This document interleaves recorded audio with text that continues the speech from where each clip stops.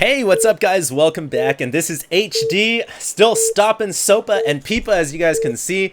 Of course, the law is postponed, but it doesn't mean that it has not passed or will pass. It's just postponed and shelved, so hopefully you guys keep fighting that good fight, as I said before in the last video. And here we are, on to the next game. I wanted to bring this cast to you guys. It's gonna be, I believe, an amateur game. Not when I say amateur game, I don't mean like a bunch of noobs fighting in BroodWar.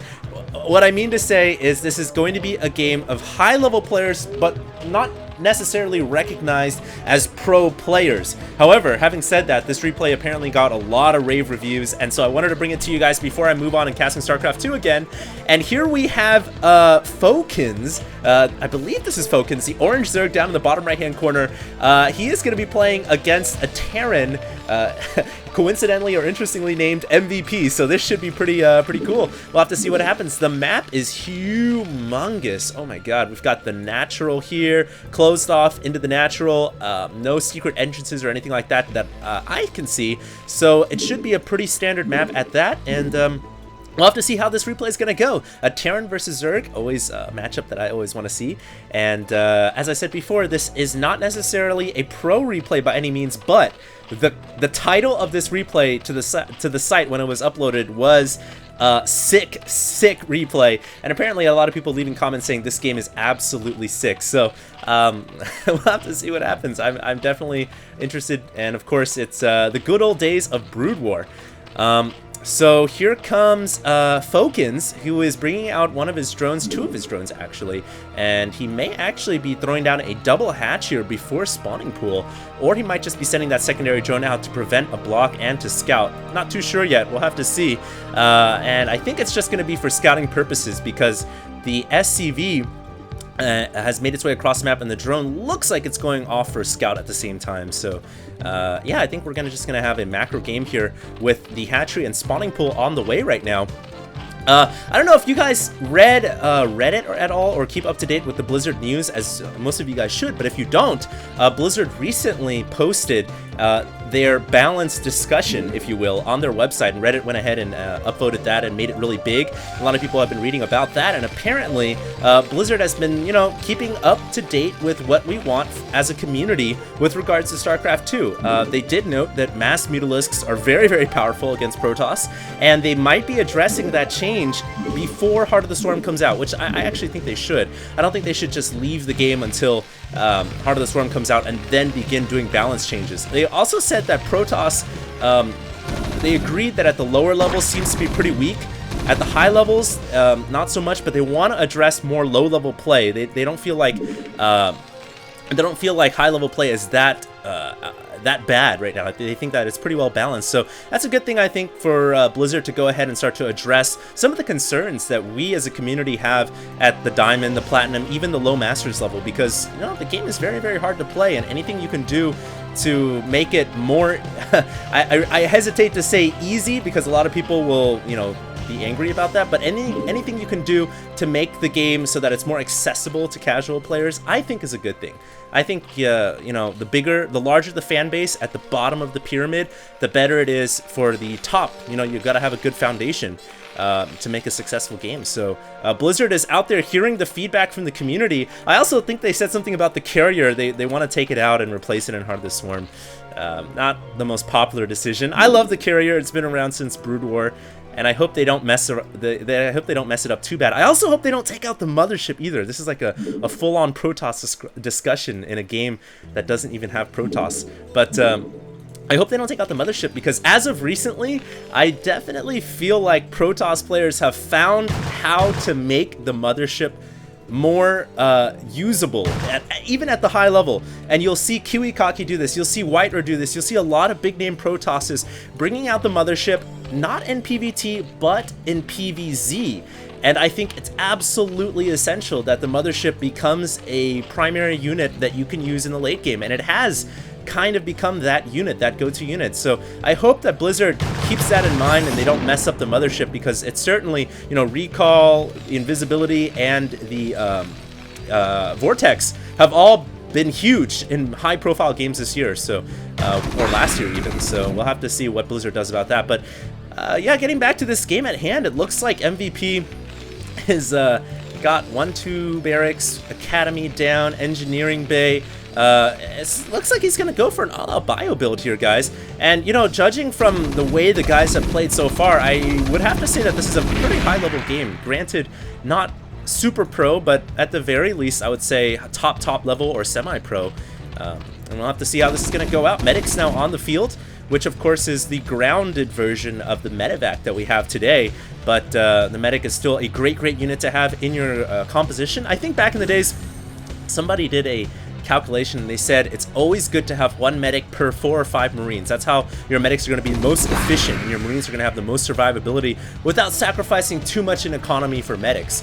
And interestingly, fire bats coming out here as well. So might have a couple of fire bats getting mixed into this army, and a couple of zerglings coming in, getting disposed of by that marine squad. And our Zerg player Fokins is going to have to get some crawlers up, which he's got some creep colonies on the way right now. He will have to convert these into spine crawlers once the creep colony finishes. Back in BroodWar, this is how you spread out creep. You would build colonies, essentially creep tumors, and then you would morph them into the crawler of your choice. So this is the sunken colony on the way right now. Comsat will go down to reveal the sunkens, so it doesn't look like MVP is going to try to make an attack into that location. That would just be way too risky. And of course the Spire is done. I don't know what just got canceled right there. I heard a cancellation, but apparently the Zerg canceled something, but I'm not too sure what. But we do have mutas on the way right now, so very similar to the last game that we saw with Jaedong and Fantasy, where the Zerg player is all about getting Mutalisks out in the early game against Terran and trying to control the map from there on out. So we are going to have some Mutalisks coming out pretty soon here. And hopefully for the Terran's sake, MVP is going to build some missile turrets. Does he have an engineering bay yet? Yes, he does. And he's got +1 weapons on the way. So he's going to be able to get some missile turrets down pretty soon here. There's one inside the main, one behind the natural. So he's covering his butt right now, making sure he's not going to die to Muta Harass. Those 2 fire bats, though, get picked off on the way to the top right. And that is actually kind of devastating for the Terran, because not only does he lose the fire bats, but he doesn't get that scout to the top right-hand corner. So he doesn't really know if the Zerg has grabbed the 3rd yet. And usually at this in BroodWar at this time, that's when you would expect the 3rd to come up. And there's the Hydralisk Den for the Zerg right now on the way as well. And of course, as you guys remember from the last game, the whole reason to getting Hydra Den is so that you can get some lurkers out and be able to deal with the inevitable attack of Marines. And so there's a lurker upgrade on the way right now, and really no blood having been spilt in this game yet.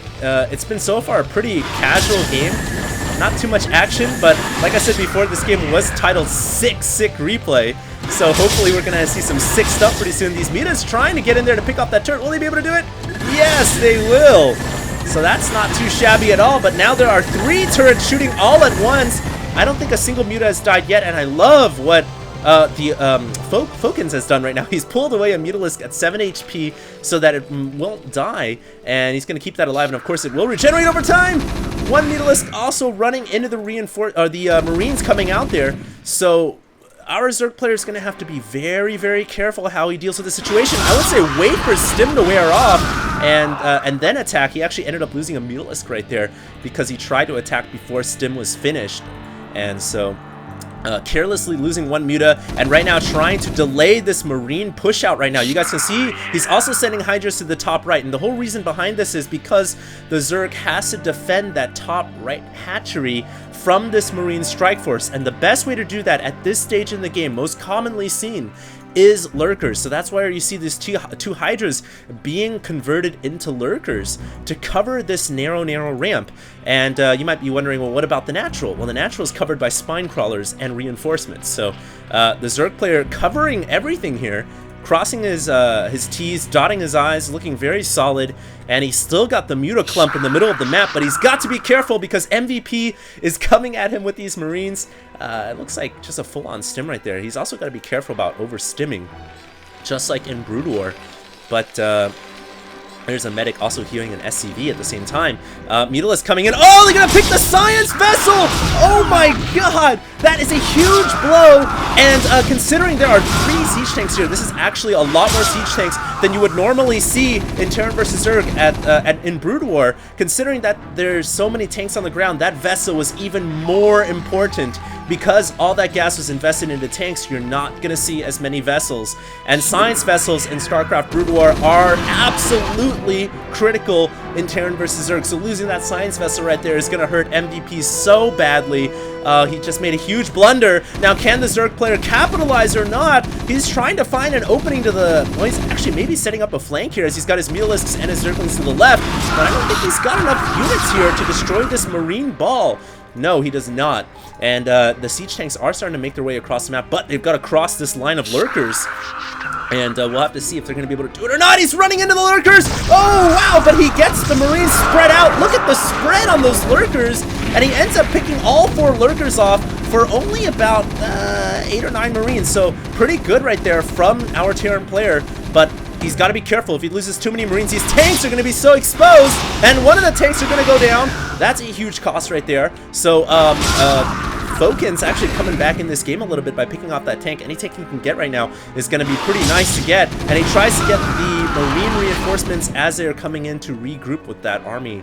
And not a bad job right here from the Zerg, who is operating off of 3 bases. He's starting to transfer some lurkers over using the Nidus Worm or the Nidus Canal. And he's got quite a few lurkers up, but does he have Hive yet? Yes, he does. And Defiler Mound down as well. So this game is definitely going to go into the very, very late stages here.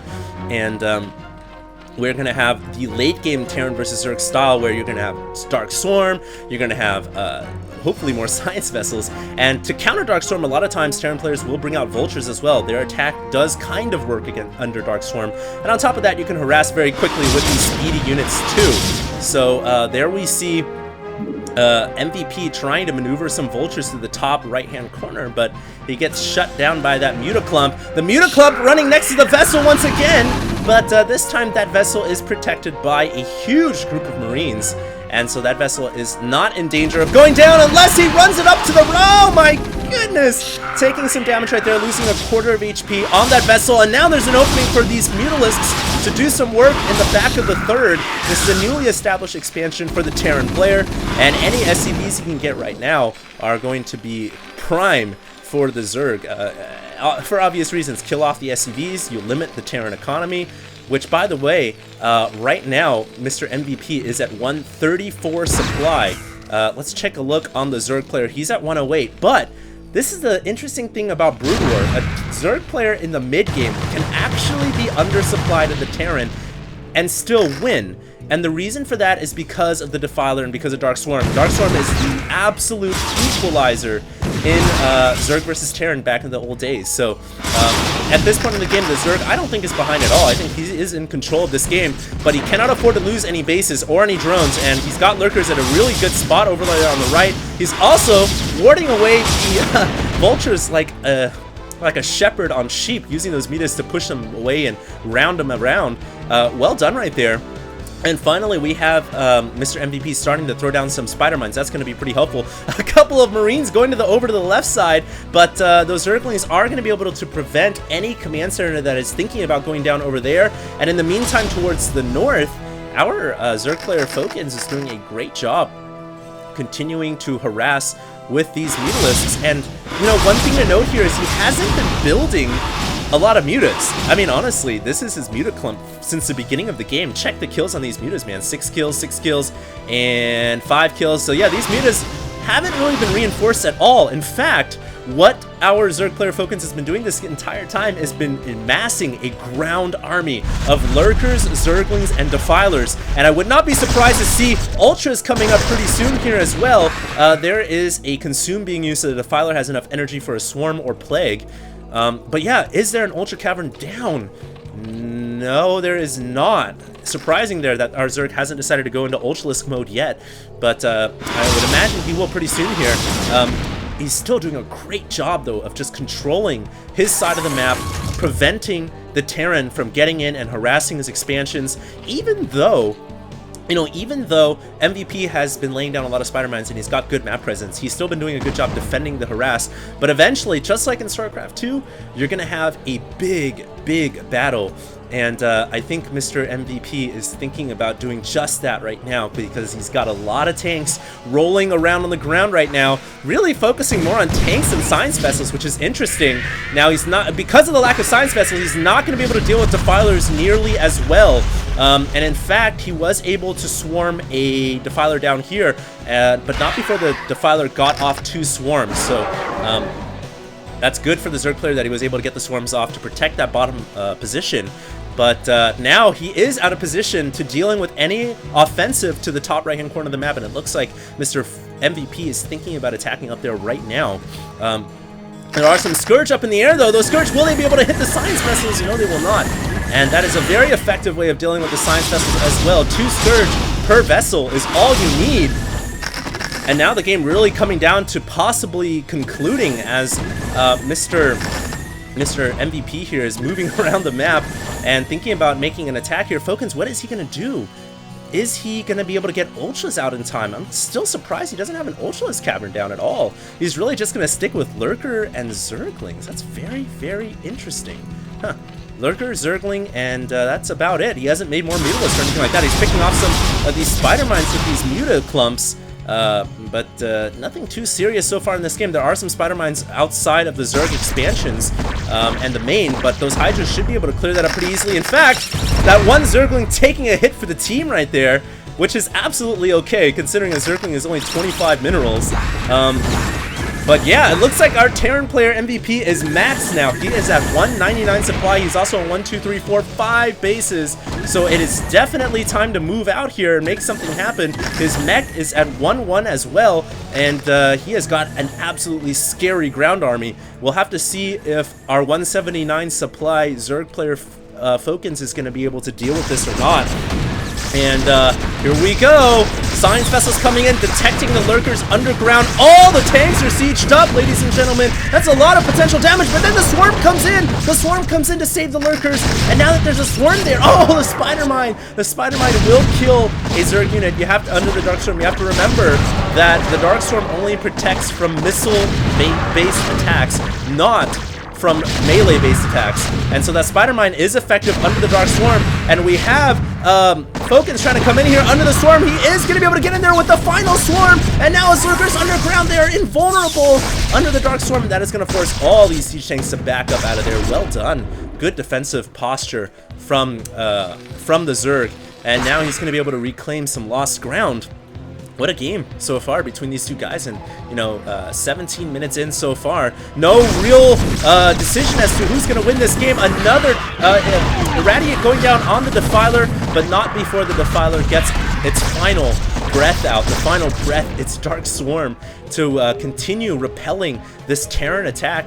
And every single time Mr. MVP tries to make an attack through the left door or the right door, it seems he gets shut out and pushed back over to the living room.